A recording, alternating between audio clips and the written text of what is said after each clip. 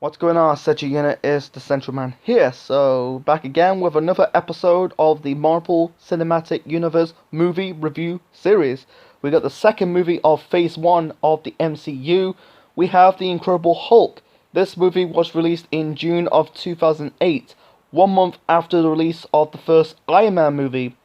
Unfortunately, it did not live up the hype of the first Iron Man movie. This movie, it wasn't really a bad movie, cringe-worthy, terrible movie.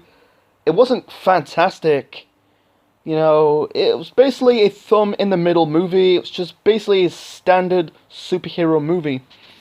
Anyway, this is like 5 years after the previous Incredible Hulk movie that was released in 2003. I think I got the copy of the 2003 movie somewhere in my house. Haven't really saw it. I heard, reviews of the 2003 movie that was not so good. I think it's due to the animation of the Hulk of the 2003 installment. I'll talk about the 2008 installment of the Hulk later on. The CGI version of the Hulk. Anyway, because the 2003 movie, it stars Eric Bana as Bruce Banner. In this movie, it stars as Edward Norton. He plays Bruce Banner. This is the one and only film, Edward Norton portraying as Bruce Banner. Because I've done my research that he kind of butt heads with I think it was the screenplay writer, that was Zach Penn, because Norton wrote his version of the movie before Penn. I'm guessing like Marvel reject Edward Norton's ideas, so he kind of got pissed off and then he quits. He's not written out his role as Bruce Banner, and then 4 years later, he got replaced by Mark Ruffalo. I like Mark Ruffalo. I'll talk about him when I review Avengers 1. That'll be in the next couple of weeks. I'm guessing that was the last movie of Phase 1. Anyway, Norton's performance as Banner, it was good. It was alright. It wasn't terrible, but it wasn't like fantastic. I think the best Bruce Banner so far has to be Mark Ruffalo. They ignored the origin of, Bruce Banner becoming the Hulk. You see some glimpses in the intro of the movie from the beginning. Bruce Banner, in his machine. He became Incredible Hulk, attacked Betty Ross, he's lost interest, his girlfriend, attack General Thunderbolt Ross, that's Betty Ross' dad, and I know it's a reboot because I'm glad that you can tell with the Spider-Man movies of right now, with the Tom Holland Spider-Man movies, you can tell they ignore the origin of Spider-Man. Spider-Man, got bitten by the spider, and Uncle Ben's death. If they keep doing it every time, reboots of superhero movies with the same origin, you kind of like shoving it down all people's throats. We get it. We know the origin of those superheroes. Anyway, so I'm guessing this is kind of like a sequel from the 2003 film. You can tell like Bruce Banner is really starting a new life in Brazil. You're living in, I think it was a small town in Brazil, because this film took place in Brazil, in Rio de Janeiro. It took place in Toronto, in Canada, and also in New York, in the end scenes of this movie. You got, he was working as a part of, I think it was a drink factory. He's trying to calm down, stop being, I think in this movie he's trying to find a cure to stop being the Hulk. I'll get to that in later on in this movie review. Anyway, so I'm talking about the cast. You got, Ed Norton as Bruce Banner. You got Liv Tyler as Betty Ross. She played okay. She played fine. She's not great, She's like, I think the character, she's kind of like one-dimensional. She doesn't. She just doesn't have any details. With Pepper Potts, played by Gwyneth Paltrow, you can have some character developments. And Jane Foster, that's the character from the Thor movie, that played by Natalie Portman. I'll get to Thor later, next time. Actually, the next movie after Incredible Hulk is the second Iron Man movie. That'll be the fourth movie of Phase One. Sorry. Anyway, yeah, yeah, she played alright, but not great. You're not gonna see her in that role ever again. I'll get to the reasons why it didn't do well. It didn't do well, this movie. Yeah, it's better than 2003. You know, that's not saying too much, but what was the next? Yeah, you got like Tim Roth. Before that, you got William Hurt as Thunderbolt Ross. You know, Betty Ross's dad. He's basically the main villain of this movie. You know, because General Ross hated Hulk, hates Bruce Banner because he see the Hulk as a threat. You know, you know, you don't see him as a superhero. You see him more like a threat. You know, in this movie, he's tracking down Banner, stopping him. Basically, not like killing the Hulk, but basically locking down. You know, trying to contain the Hulk. Yeah, William Hurt, his character, he played fine. He played good as this. For General Ross in this movie, in this cinematic universe, I don't know. He's a bit okay. Then I think he's a downgrade than Jeff Bridges' character Obadiah Stane at the Iron Man movie. I think he's a bit in that. If I rank him to who's the best villain of all time, the two best has to be Loki and Thanos. I put him like lower, probably in the middle of quality of villains. And then you got Tim Roth as Emil Blonsky. He'll be, you know, Abomination. He's kind of like the co-villain in this movie. He was not really like the main villain. He was kind of like the co-villain. He was kind of like Ross's right-hand man to stop, you know, Bruce Banner and Hulk. You know, he had that fight in the camp. Because Bruce Banner arrived back to America in a camp, in college, in campus. I'm trying to say, fought the Hulk. Hulk kicked him into a tree. He became all shaky. He going into that madness part, and then he become Abomination. Tim Roth, and I think he also appeared in the Planet of the Apes movie. I think it's the 2011 one, not the sequels going to, in the next couple years after the first one. Anyway, and then you got like Ty Brunel, that's basically playing the role as Betty Ross's new boyfriend, sorry. because this moment at time, because Bruce and Betty basically went their different ways, because Bruce spent his life in Brazil, Betty, become I think like a professor or teacher in the campus, in college, and then Bruce and Betty kind of reunite. He's not really like, he was kind of like he was just there, didn't do much, they didn't bring offer to this movie. And then you got Tim Blake Nelson. He plays Samuel Stearns. He kind of like helping Bruce, getting the antidote. Here's the plot of this movie. I think Bruce trying to find a cure to stop being the Hulk, and then in the moments of the movie, going to that middle into the end parts of the film, basically you had Stern helping Betty and Bruce, helping like getting the antidote to stop Bruce becoming the Hulk, and then minutes after you got like basically like Stern helping Blonsky, and then he became Blonsky become Abomination. He's basically like a different version of the Hulk, the evil version of the Hulk, and then Stern, he attacks Stern. I think Banner's blood dripped into his forehead, his head starting getting bigger, and then I think like Stern's trying to become leader. I think it's one of Hulk's villains. I don't really read the comics. I watched the animated TV show. It used to be on Foxy Kids. I know who he is. He's one with a big head.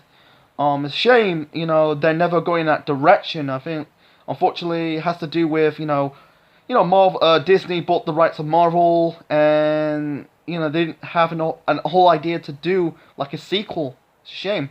You know, Captain America did a sequel, Iron Man did a sequel, Thor did a sequel, Spider-Man did a sequel, Hulk never got a sequel. Yeah, Ragnarok, but he's kind of like a co-star with Thor. There's nothing left to offer to talk about. This is not a movie that you go, wow, I need to watch this again. Unfortunately, I didn't see it on the Disney Plus app I got. I tried to find it on the Disney app. Unfortunately, I couldn't find it, so I found it on. I got Sky. I watch it on demand, and yeah, I'm not gonna go back watching it again because there's no desire to watch. It's not really like I said, it's not a terrible movie, but at the same time, it's not like a fantastic movie. It was basically in the middle of quality of superhero movies. I think it's the weakest out of the whole of the cinematic universe of Marvel. Not the terrible movie, but I place it down probably like in the orange area. It's not on the green. Yeah, it's not like if you're rating this in American terms, between A to F, I'll probably give it a D.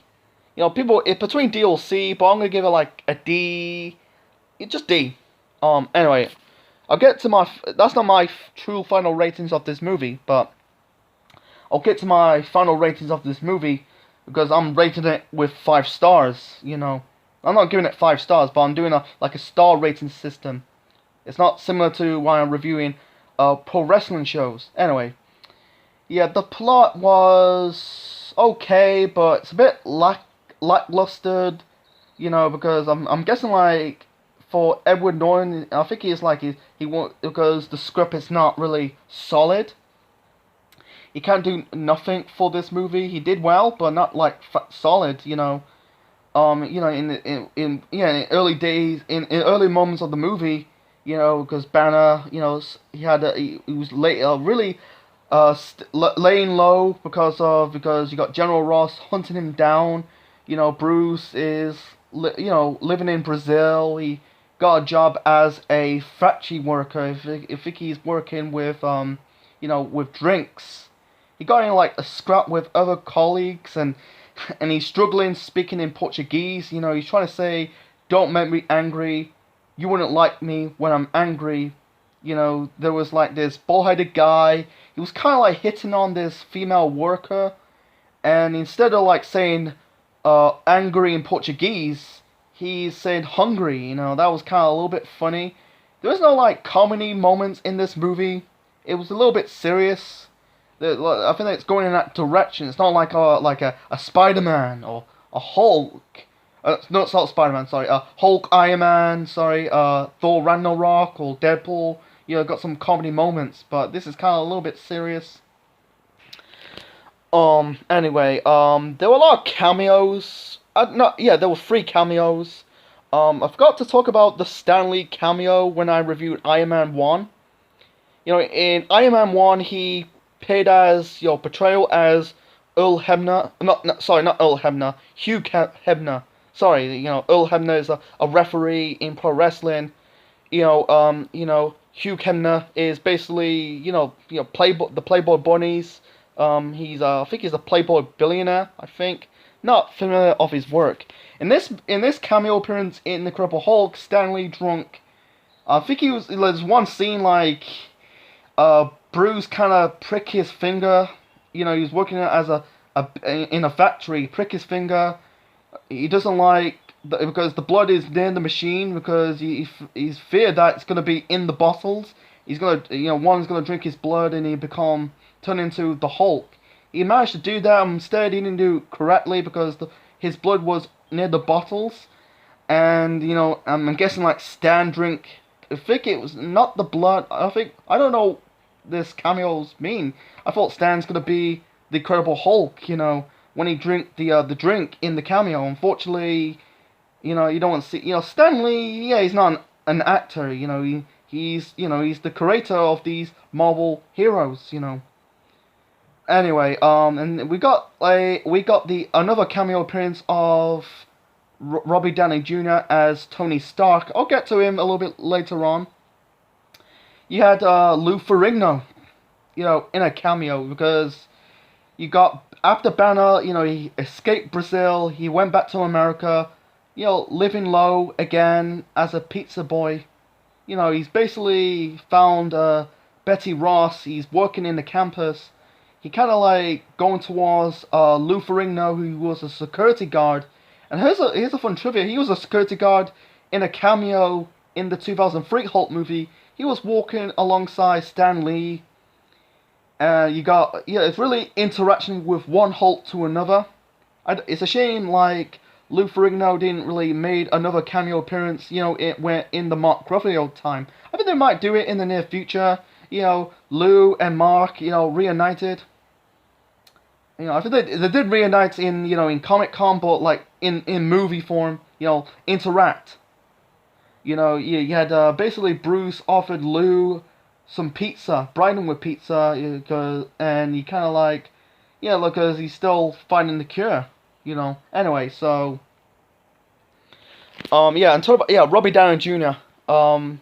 He appeared in the post credit of this movie as Iron Man, and he told General Ross about the, planning the team. It's still planting more seeds of the first Avenger movie that'll be 4 years after this movie. I don't want to talk about much about the plot.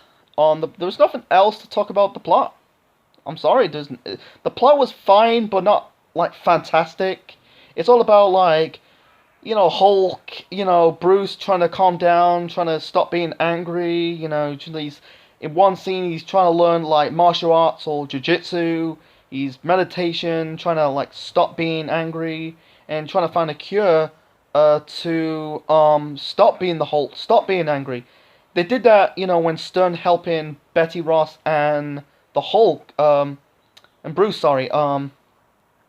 That's it. There's nothing else to talk about. Yeah, and also General Ross is going after the Hulk. That's it. There's nothing like fantastic. I think it didn't do well in the box office.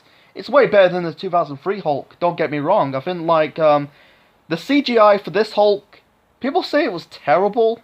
I heard like their reviews on this movie before I'm doing my version of this movie review of this film. It says, "Oh, this Hulk was terrible." Not really. I think this Hulk. I think this was a bit better than the 2003 CGI version of the Hulk, because that CGI animation version of the Hulk was terrible. This was not.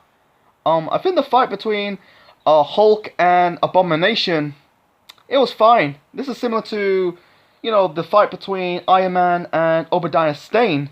In this, I think that because that was a reference to the Iron Giant. That was a decade ago before this movie. That was fine. It'll get better in the next couple of installments of movies, the action scenes. I don't know, it's the most memorable moment of this film. It was fine. It was, fantastic. It wasn't fantastic. It was fine for what it is. I think the Hulk was a little bit silent. He was still like the grunting, Hulk smash. Hulk is not really like a talkable superhero. Compared to like in recent animated superhero movies of Marvel, like Avengers animated series, Avengers, Earth's Most Mightiest Heroes, and Incredible Hulk, Agent of Smash. He's talking, and then Endgames. You had Mark Ruffalo, talking the whole time. Yeah, he's just basically the Hulk is basically action speak louder words guy. It's just what it is. And I done my research that Incredible Hulk, Lou Ferrigno did the voice of the Hulk in this movie. I think he did the voice of the animated Hulk in the 90s, Incredible Hulk animated series. That was in the 90s. I watched it as a kid. Because everyone knows, like, the best Hulk has to be Lou Ferrigno, for the old school fans. There's nothing else to talk about. I think, in the end, the ending was okay. You had basically, for the final time, both Bruce Banner and Betty Ross, they finally moved on in their lives. You had one scene, like, I think Betty Ross was sightseeing in New York.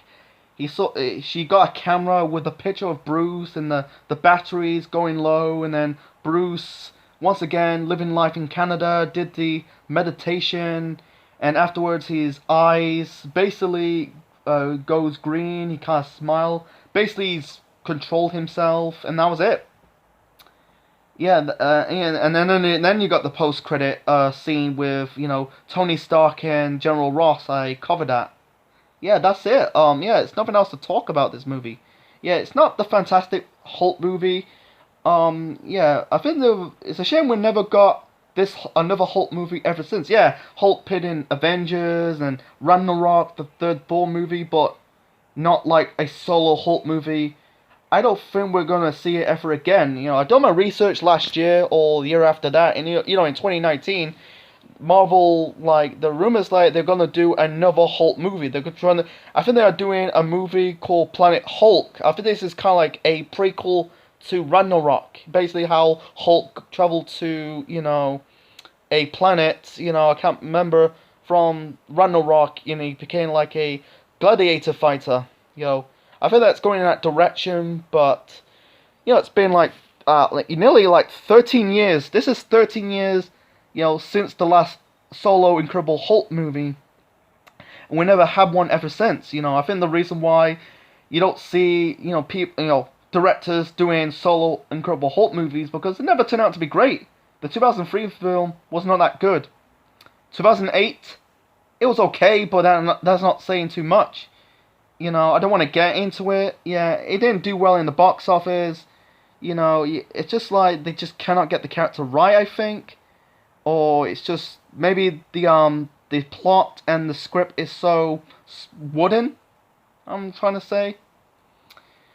Yeah, we're not. I don't think we're gonna see Bruce and Betty reunite ever again I think in a future installment because I think the moved on Hulk is not going going into that love direction in the next future installments of Marvel. Yeah, you've seen some glimpses with Bruce and Natasha, Black Widow, but Black Widow got killed off at Endgame, so it's a sign that Betty and Bruce moved on.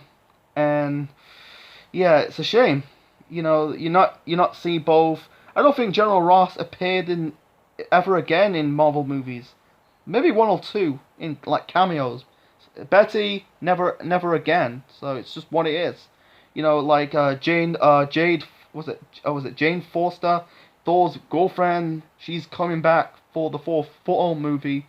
But besides that, Betty Ross, it'll be a different character. It won't be Liv Tyler. Like I say, Liv Tyler's performance was good, but not great. Yeah, this is not a movie that you worth watching. If I rate this movie, my star rating for this movie, I'm gonna give it a 2, just 2. Yeah, I don't really give it a 3. I give it like 3.5, but fuck it, I give it. No, I'll give it 3.5. I'll give it just 2. Yeah, it's just really a standard superhero movie. Nothing else. No like new story. It's just basically, I think they tried. If they just develop more, of the story, maybe it could turn out to be if they work out some areas in the movie. Maybe it could turn out to be on the same level as Iron Man because Iron Man did well better than the Incredible Hulk. I think the performances I think Willie Hurt's performance was good. Norton was okay, was good. It's a shame, he's no longer the Hulk. He got replaced by Mark Ruffalo. Liv Tyler was okay. Ruff's character, yeah, he did fine for what it is. And Stern's character never came back. He was supposed to be leader. Unfortunately, like I said, I think it'll be too little, too late if they did. This movie did a sequel. I think they should have done it like in 2009 or do it in 2010 because they did one movie in 2010. That was the Iron Man second movie. It's just shame. I think they just I don't know. I think they were trying to set up a sequel.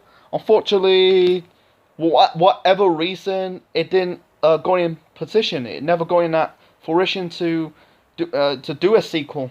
You know, compared to like the Iron Man movies, did a sequel, and Spider Man and Captain America, and did I say yeah Thor, you know, and Ant Man. I forgot Ant Man did a sequel.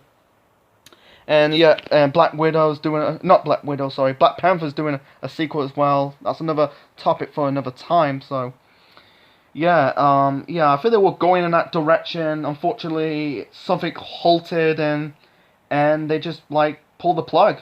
And you know, you're not gonna see like with Tim Blake, what's it called? Tim Blake Nelson, that's his name, playing Stern, gonna be leader. That's not gonna happen. I don't think Betty Ross will be in the sequel. I think Hulk will just focus on. I think it'll be leader and Hulk. Maybe another character be a co-villain for leader. You know, that'll be another topic for another time. Yeah, it's a shame. It's just has to do with maybe, you know, this movie was produced by Universal Studios, because I'm guessing the Iron Man movie from the previous month was Paramount. This was Universal Studios. I think it's got to do, you know, you know, like afterwards, you know, Marvel bought the rights, not, sorry, Disney bought the rights of Marvel, and then they just basically had no decide to do a sequel to Incredible Hulk 2008. So, yeah, has to do, yeah, it's got to do with timing. So yeah, there's nothing else to say about this movie. Yeah, I give it like 2 stars out of 5. Could be a lot better. You know, the CGI was fine. It was good. You know, I don't want to talk about CGIs in movies. You know, the Incredible Hulks of this movie, and then the Mark Ruffalo era in future installments of the cinematic universe, they're fine. I think they're good. They're not terrible and great. It's depending on what that timeline it's from, because the 2003 one was terrible. They got it right in 2008, and then I think they got a little better, you know, in those Avengers movies and Ragnarok. So yeah, and also the relationship between Betty and Bruce, it was fine. It was good. You know, like I said, it's just a standard superhero movie. You know. Anyway, so I'm gonna end this review. So I hope you enjoy my review of Incredible Hulk 2008. Nothing else to talk about the plot. Leave your thoughts in the comment section below. Smash the like button and subscribe to the Central Man Network on YouTube. Next time, we're moving on to the third movie of Phase 1. That will be the sequel to Iron Man. That is Iron Man 2. Is it going to be good as the first one? Who knows? So you have to wait until next time. This is Essential Man officially signing out. Check you later.